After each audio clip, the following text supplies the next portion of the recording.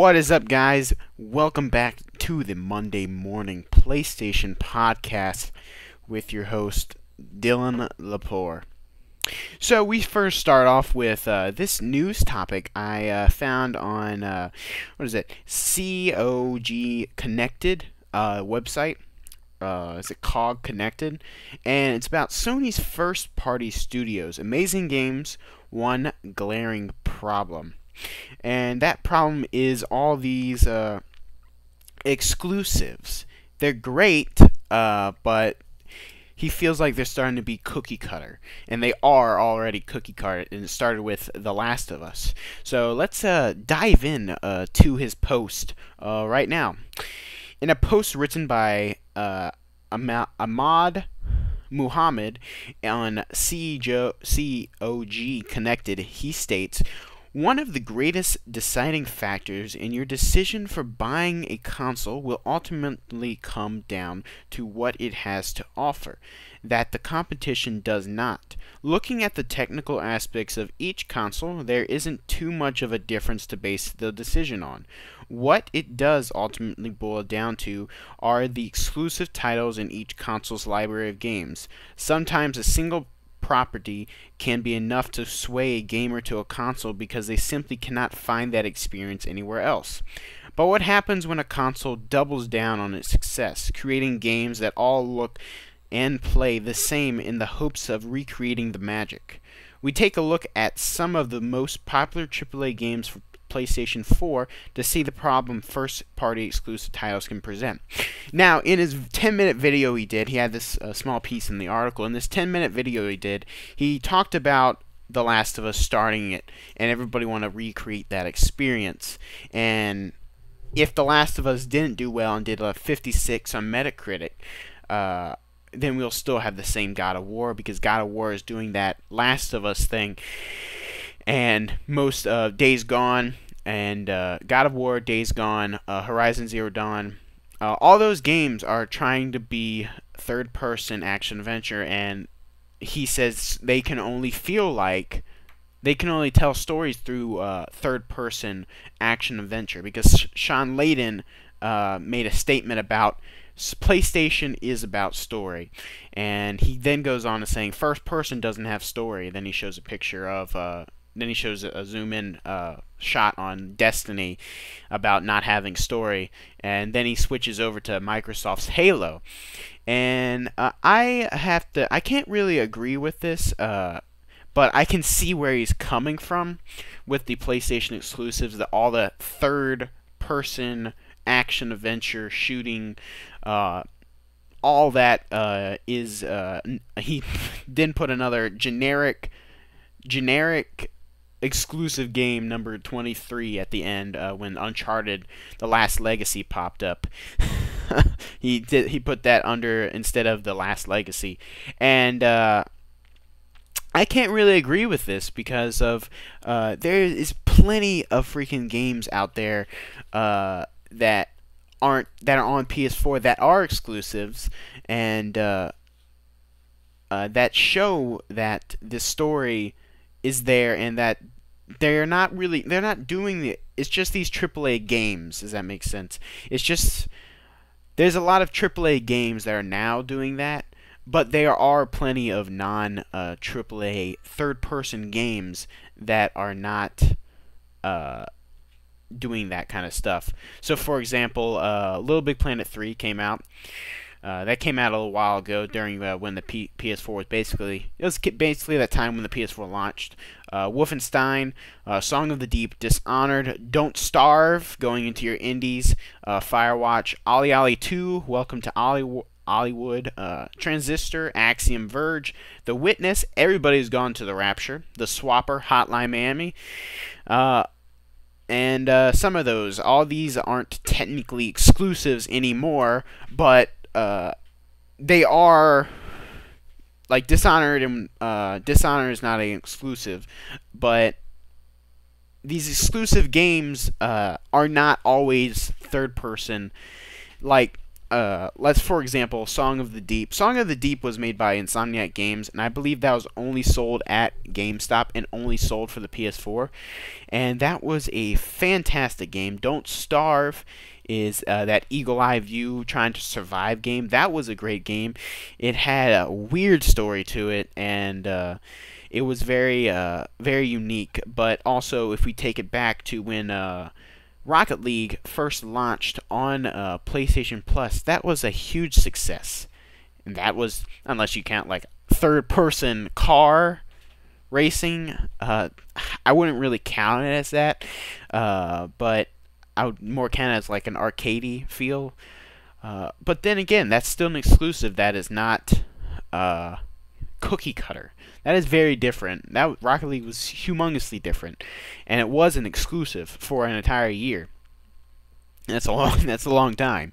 And yeah, I just don't feel like I would go recommend watching the video and telling me your thoughts in the comments down below about what you think of what he said about exclusives being cookie cutter for Sony now. But yeah, I can't really agree with that, and I hope you guys see what I'm talking about and see what he's talking about. Try to think about it in both sides instead of one side. You're a PlayStation fan, woo, PlayStation for life. You're a Microsoft fan. Why are you watching my podcast then? In case you didn't know, I'm Dylan Lepore, and this is the Monday Morning PlayStation Podcast. Each and every week on Monday at 6 a.m. Eastern Time, a new podcast is released on YouTube and other podcasting services. Find the MP4 on YouTube at youtube.com/C/Dylan Lepore, and find the MP3 on SoundCloud at soundcloud.com/Dylan_Lepore. Also on iTunes now. If you want to throw me a couple bucks, head on over to youtube.streamlabs.com/Dylan Lepore. It helps me keep this channel running and helps me pay for my SoundCloud subscription, which is necessary to keeping this podcast running. So thanks for everybody that's been donating. It's helping me out a lot, and I really appreciate it. Thank you. So let's get into some further news after we got that Sony's first-party studios exclusive things out of the way. PS4 exclusive Spider-Man behind-the-scenes video revealed at D23 Expo. This was a really interesting video, but let me just talk about it. During the panel of Level Up, the Walt Disney's Company video game showcases hosted at the D23 Expo, Insomniac Games and Marvel has released a new behind-the-scenes video for Spider-Man, allowing us to look at a new gameplay footage. The trailer showcases a behind-the-scenes look upon Spider-Man and Peter Parker's world, and how those will be very cohesively put together. Since the main character will be Mr. Negative, he will have two different sides to him. The one that helps the homeless shelter, and the one that that's evil, basically. The one that helps the homeless shelter also helps Aunt May. So that's affecting Peter Parker's life because he knows this guy, Mr. Negative, is evil. I think this will work wonders considering Spider-Man is in the game is about 23 years old, and he's been Spider-Man for a while now, so he knows how things work, and the game acts like we are aware and we know who Spider-Man is, and it doesn't treat us like it doesn't want to hold us. It doesn't want to hold our hand throughout this game. So which is a plus, which is really interesting that Insomniac is doing that, and I'm glad everything looks very good, and Spider-Man looks like it's coming together very well. Hopefully Insomniac is doing the best they can, especially since they work on Ratchet and Clank a lot. They're going to bring that nice Pixar quality-esque vibe to Spider-Man.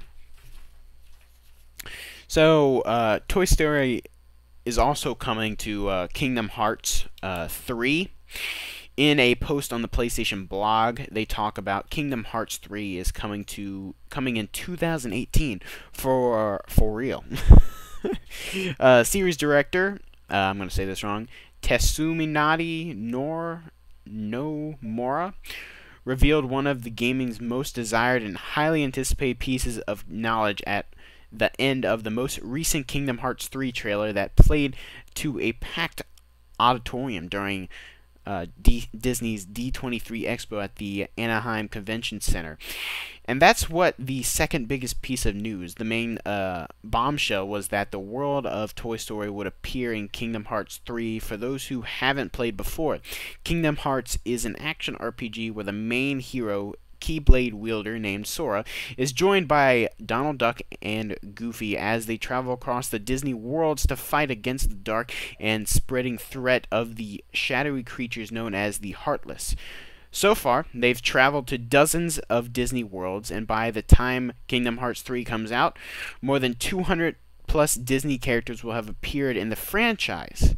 But the inclusion of Toy Story as one of those worlds is an extra special milestone, as it marked the very first time a Disney Pixar title has appeared in the series. 15-year history. In the new trailer, Sora, Donald, and Goofy find themselves in a powerful new world, face skepticism from its habitats about their intentions. Fans of the series will find plenty more details to pore over.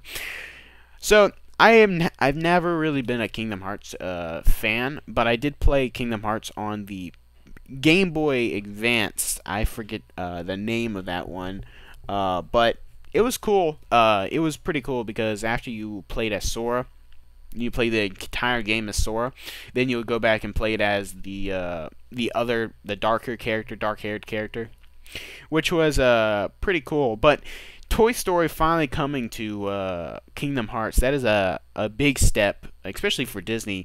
15-year history with Pixar, and now that is incredible. And it's going to be, the trailer was pretty cool, seeing all the Toy Story characters and voice acted and stuff. But that was really cool, and I would definitely give that trailer a check out, because that was super cool.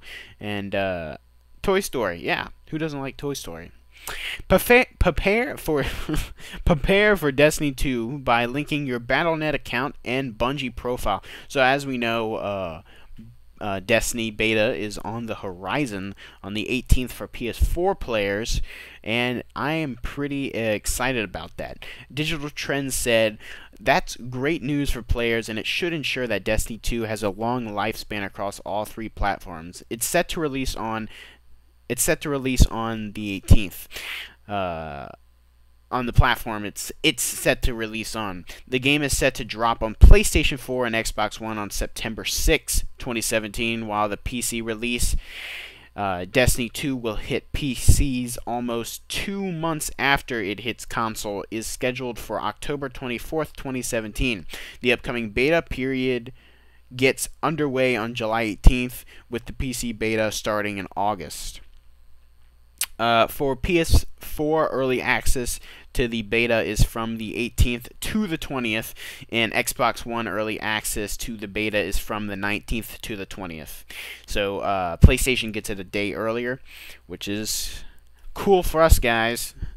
Then it will be open to both of the consoles for free through the I think 25th and 24th. I think it's the 24th, 25th. I could be wrong on that. I don't know why I didn't put the dates on here. And PC's beta is sometime in August. There are no official dates for the PC yet, so we still have to wait for that. But playing on a PC is going to be a definite big jump, and definitely increase the lifespan of Destiny as a whole. But I don't know how it's going to be. PC, man. Leaps ahead. But I'm definitely excited. I've been posting Destiny content on the YouTube channel, and so I definitely go check those videos out if you haven't already. it was a how to set up if you guys didn't know how to set up the Destiny, and if you pre-ordered Destiny on the PS4, it will show you how you set it up and everything. But also, I did a top 10 PlayStation 4's top 10 most downloaded games on of June 2017, and that was a pretty cool video. I'm glad I did that. I'm gonna start doing more of those. I had a lot of fun with that, and I hope you guys enjoyed it. Please leave comments down below if you did enjoy it. It was something new and interesting I tried to do, and it worked out for me for the best, and I hope it goes on further. But yeah, I'm excited for Destiny, and I've been playing it since 2014, and that might sound crazy, but yeah, there's a lot of there's a lot of stuff I've been doing in that game, and a lot of things I might have missed out on. But that was a great game, and it was great it was okay at the beginning, but it got so much better. But new releases this week of July 18th, 2017 for the PlayStation Store. We're gonna go ahead and do all this madness. This is the drop from the PlayStation blog, and so these are all the new games that are coming to the PlayStation Store this week. So tomorrow you'll get these games, not for free, but you'll get these games, and yeah. So let's go ahead and start off with 99 Vitas, PS4, PS3, and PS Vita digital cross-buy, which is a great, that's a nice plus for the PlayStation fans. 99 Vitas is a brawler set in a contemporary world that pays tribute to both classic and new games in the industry. Brought to you in 16-pixel glory, chock full of references to only gaming, but also 80s and 90s pop culture. It seems like an alright game for some reason, though. I thought I could only find trailers of this game in Spanish for some reason. So there's that. Overall, I look and feel easygoing. It's an easygoing beat 'em up that might be fun on a rainy day. Yeah, it's an okay game. It's nothing too special. But yeah, like I said, a rainy day, just like on a couch co-op with your friend and stuff, just beat up stuff. I don't know if it's a side-scrolling beat 'em up, but I think it's just like you're right there and you just beat up people. I don't know. Check it out. Archangel. This is one I'm actually pretty excited for. Even though I do not have a PSVR, I would like one. So if you guys are willing to send me a PSVR, go right ahead. Step into the cockpit of a 6-story mech and feel its might as at your command. You are the tip of the spear in the United States Free Forces war against the overwhelming mechanized forces of Humex, I said this before, a tyrannical corporation that rules a post-apocalyptic America. So this game seems really cool. It reminds me a lot like Pacific Rim. I'd say if I had a PSVR, I would put this on the must-buy list. It seems awesome, and I hope you guys check it out. Definitely go check out this one and the trailer for it. It seems really good, and when I saw the conversation at I think it was at E3, or I think it was at a conversation at E3 or PSX, I forget which one. But the way they talked about it and how they were like, as kids, they were like, they loved playing with mechs and stuff, and as soon as PSVR came out, they were like, first thing they were like, mechs. It's a slower experience, and you can, instead of fast-paced, hectic, especially when you're wearing a PSVR, you can enjoy the game more, and you can look around and experience the game more, which sounds pretty cool. And what I've seen out of it, there's a story to it. You can look around the cockpit, see stuff you put there. You see like a family photo. If you look down, you see a family photo, and there's a screen up here where people will talk to you, so you can look at that. You don't even have to look at it; it'll just be there. And then when you're using, you can use the DualShock 4 controller, but when you're using the PlayStation 4 Move controllers. It's much better, and you can turn your arm and stuff and look at yourself and look all the moving parts of the mech you're, six-story mech you're in. But overall, it seems really cool and Archangel is coming to this next wave of PlayStation VR games. So next game is Children of Children of Zoldarks,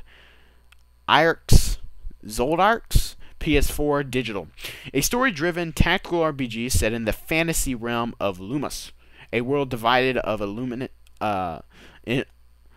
affluence and poverty. Take control of Naomi and her fellow outcasts, utilizing a brand new deck and dice-based combat system to strike a blow in the noble lords and ladies' unquenchable thirst for profit. I like the art style in this game. It's kind of like a more rounded look on the game Broken Age arts design. You can change your deck and dice to play different combat styles while you're moving like a tactical RPG. Seems pretty interesting, and there's definitely a story to be told here. So I definitely go check out that one. It seems okay. It seems better than 99 Vitas. I'm not sure I'm saying that right, but it's definitely seems much better than that. And there's a big customizable ability with the dice. It changes the combat. It changes the and the cards change the combat. So you're using dice and cards, which is different, and it's also a tactical RPG, which is kind of cool. Also, a lot of story to be told here, which is awesome. Always liking that story. PlayStation. But next one is Conga Master, PS4 digital, out on the 21st. The dance floor fills. The lights get longer. Come on down. It's time to conga. Shake your virtual hips to the ridiculous fun arcade action of Conga Master as everyone fights to make the longest conga line possible. No rhythm required. Anyone can conga. So, I don't have anything to say about this game. It's pretty funny, and one of those games where you just play to get the highest score pretty much. It never ends. And, yeah, the trailer is pretty hilarious, and I'll definitely go check out that one. It shouldn't be that expensive. It's coming on the 21st. I don't know why it's coming on the 21st, but, yeah, I would definitely go check that out if you're looking for a fun family game to play. It can play up to 4 or 6 players, I think. So you can have 6 different groups of conga lines, and you cannot hit the pigs, or you cannot be abducted by aliens either. Yes, there's aliens and pigs in this game, and if you hit the aliens or be abducted by, if you hit the pigs or be abducted by aliens, you will lose points for the game. I'm not sure how that works, but yeah. Fallen Legion, Flames of Rebellion, PS Vita and PS4. Fallen Legion, Flames of Rebellion is an intense action RPG where every battle is a heart-pounding fight and each gut-wrenching choice impacts the realm. So, now, that little description doesn't really give that game enough justice. In this side-scrolling action RPG, you can control 4 different characters, and you play them all the same time using your 4 PlayStation 4 buttons: the X, circle, square, and triangle. There's cards for customizing. Also also things to buy from the shops. This really does seem like a great PS Vita game. It's also on the PS4, but it seems like a great PS Vita game, and I'll definitely recommend picking this one up. I know Kind of Funny did a video on this a year ago, Fallen Legion, Flames of Rebellion, and they really seem to like it. So I'll definitely go check that out. It's a new PS Vita game. It seems great, and it's definitely unique with the matched buttons up with the characters. So, Orcs Must Die Unchained, PS4. Slice them, burn them, skewer them, and launch them. No matter how you can do it, Orcs Must Die is the team-based fantasy tower defense game from Robot Entertainment. It seems good, and I think that's all I got to say about that. Robot Riot Hyper Edition PS4. Bigger than a nanite, smaller than a trash can, faster than a faster than a vengeful princess. Jump puzzle, and shoot through spaceships and their systems as Vanguard Robot Slug. Raid vessels for your galactic debt collecting master in pristine 16 pixel perfection in this classical inspiration 2D platformer. I like it. You're playing as this flying around in which you're playing as this little droid flying around. It seems like a lot like Mega Man, for example, type of playstyle. Give that one a look with the 16-bit. It seems really cool. I seem to like it when I saw it. I played around with it a little bit, and yeah, I'll definitely go check that out. Robot Riot Hyper Edition on PS4 digital. Yeah, it seems pretty cool if you like Mega Man. Definitely go check that out. Yeah, it's like that. I want to say it's like that Castlevania type stuff. Too. I can't really think of that name. Mega Man and Castlevania. I always forget the word of that. But super hot PS4 and PSVR digital out 7/21. Supershot is the first person is an FPS where time moves only when you move. No regenerating health bars, no conventional placed ammo drops. It's just you, outnumbered and outgunned, grabbing the weapons of fallen enemies to shoot, slice, and maneuver through a hurricane of slow-motion bullets. Lose track of what's real. Commit yourself, body and mind. Confront the brutal world of Supershot VR. Enemies pouring into the room from all sides. A dozen bullets cursing through the air. Wait, something is different here. Just go watch the trailer for this.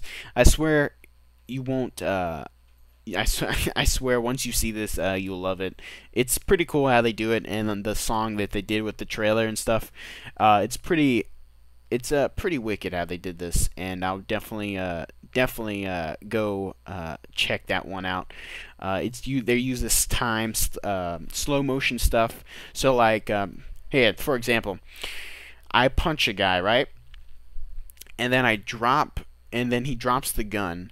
I slow down time and I pick up the gun and start shooting it, and I can also flip the gun and start shooting it again, and it's pretty cool. You can also punch people in the head and they'll explode for some reason. The game's in like these polygon shapes, so rendering won't be a problem, but the enemies are in red and everything else is like in white, and I think you're in blue. And I'm sorry about if you hear any outside noise. We have guests over right now, so I apologize for that. But yeah, super hot. I'll definitely go check that out. It's also on PS4, so you do not need to have PSVR to play this. I don't know how well it'll be. I think the experience is better, obviously, on PSVR since it's a first person and you get all those slow motion times. But I guess it'll be okay on PS4. But next up, we got Yonder, the Cloud Catcher Chronicles on PS4 digital. Gemma maintains the appearance of a paradise, yet an evil mark has enshrouded the land and its people in despair. As the hero of Yonder, you will explore Gemma and uncover the island's secrets and mysteries within yourself. I didn't really have anything really to say about this game. It's just like an open world Explorer type thing. You go around and you explore the world, and think about Don't Starve, but in a third person type of view. I like the color style. Reminds me of a lot like Ni no Kuni. I think that's Ni no Kuni. But it's definitely not play style like that. But that is it for the drop this week. Yeah, so that is it for the drop this week, and I hope you check out those games. And there's a lot of good games like Super Shot and the one on PSVR, but I'll definitely go check those out. So you can now play the first 10 hours of Mass Effect Andromeda for free. So that I had to make sure about this. So you have to go online to get this. You have to go on the Origin account, and you have to be signed up, and then then you can go through the process of choosing which console you have. So as said in the article from Games Radar, you'll need an EA Origin account, but other than that, all you need to do if you go here and choose your platform from PS4, Xbox One, or PC. You can play for 10 hours across single player and multiplayer with all modes available, and your progress carries over. So if you decide to play to continue, you won't lose anything. The game's not bad, the smoothest run so far, and you can read our Mass Effect Andromeda review to find out why on the Games Radar website. It's okay, flawed but okay. If you're going to play, then we've some crucial tips you should go check out. And yeah, so I'm definitely going to. I haven't played Mass Effect Andromeda yet, so I'm definitely going to play this 10-hour, because that is big. That's a big playtime. They're giving me 10 hours to play the game. I would only play single player if they did that. So I'm not probably gonna get into the multiplayer because it's Mass Effect, and I'm not really worried about. Like, I like the multiplayer Mass Effect 3, but I'm not really that worried about it. So I definitely, if you want to ever try out Mass Effect Andromeda, definitely go check out this one. Next up, Metal Gear Solid turned 30 this week. Metal Gear Solid has been a great franchise up until, sorry about the noise, but after that whole thing that happened with the studio and stuff, I don't know. People are saying the new Metal Gear Solid game is going to be good. There's like zombies and stuff in it, and it's like a third-person shooter type deal. So it's not like a Snake and stuff, but hopefully it doesn't turn out like the Resident Evil games, like Raccoon City. What is it? The third-person only multiplayer game, a multiplayer arenas game. Hopefully it doesn't turn out like that, but congrats Metal Gear Solid for turning 30 this week. That's exciting, and I'm glad the game's still around and kicking.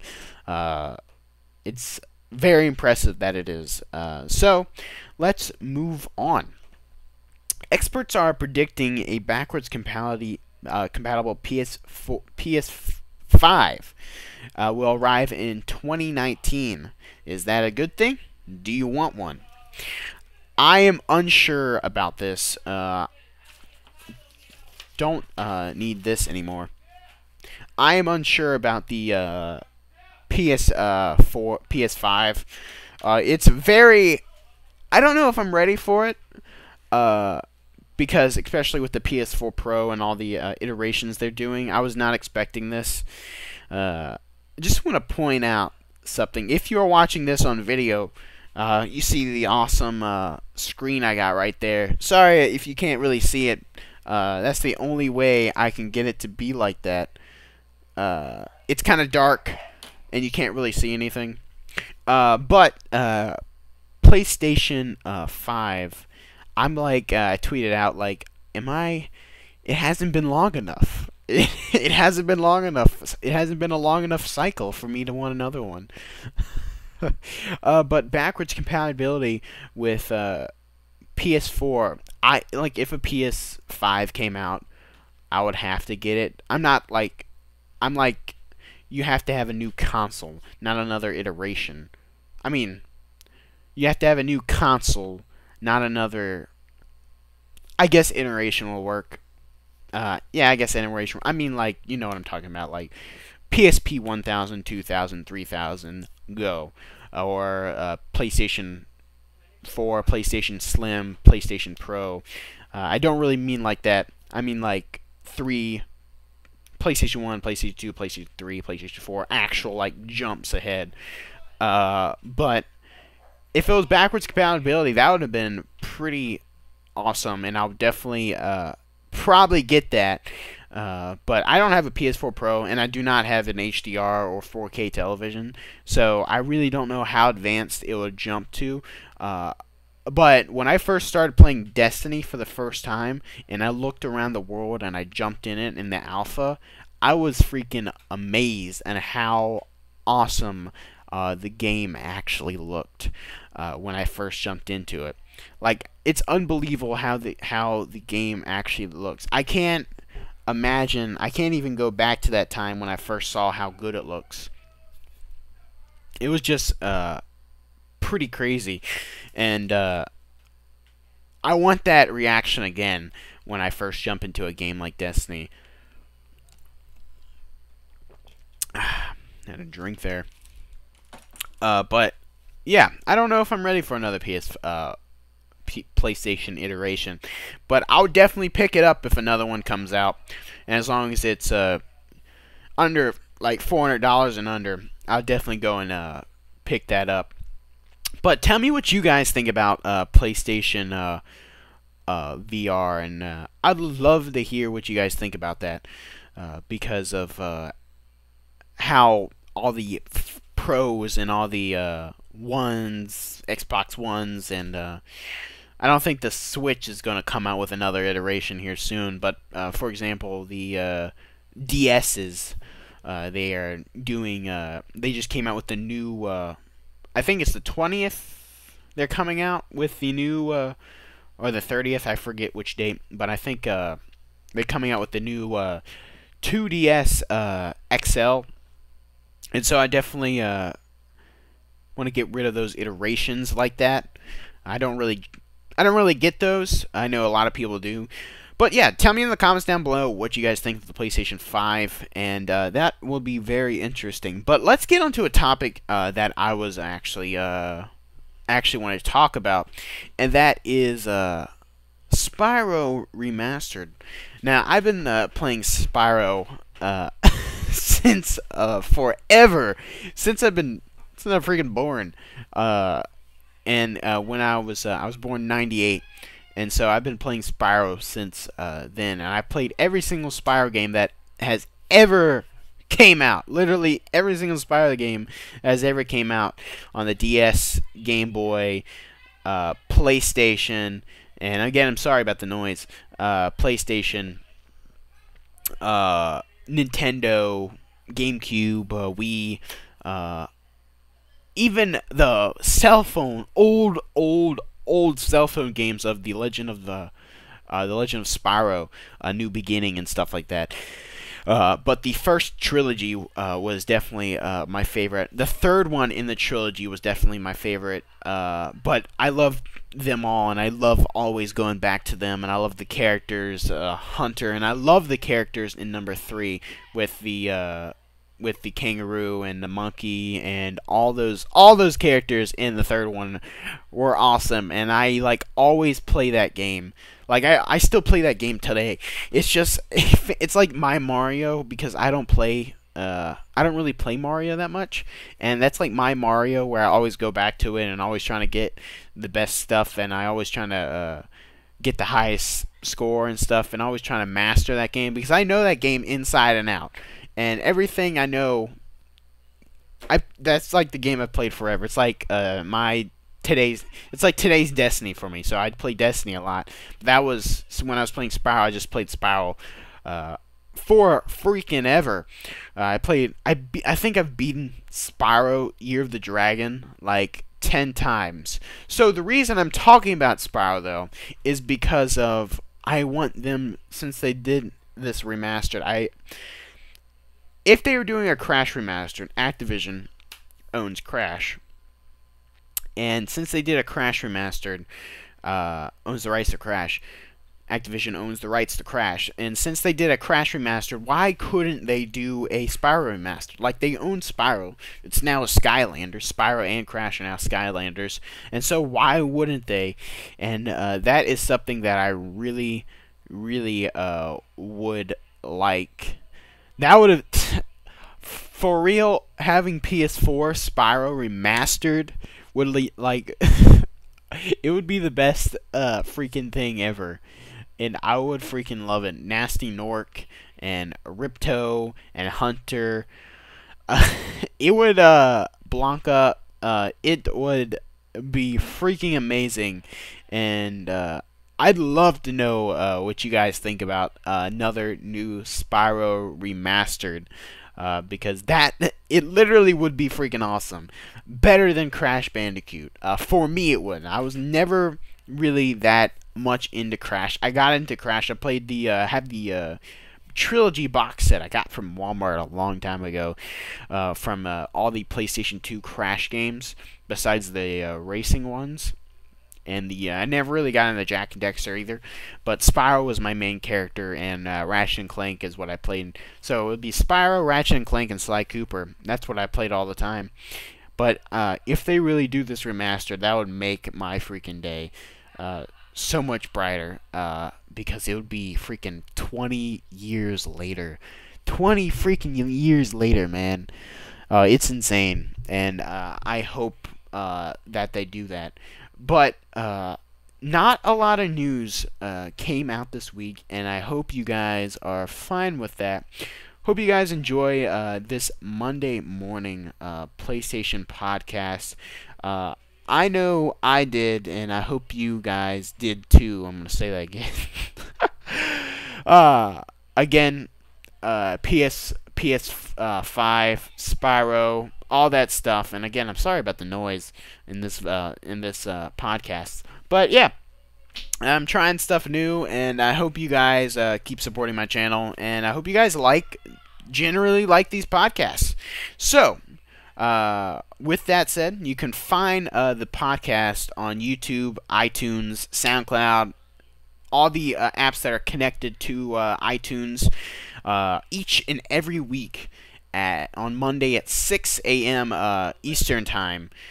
So make sure you check those out, and make sure you try donating to at youtube.streamlabs.com/Dylan Lepore. It helps me run this channel, and all the money that you give me goes to a fund that I have for this channel. And so thank you so much for that. And this is Dylan signing off.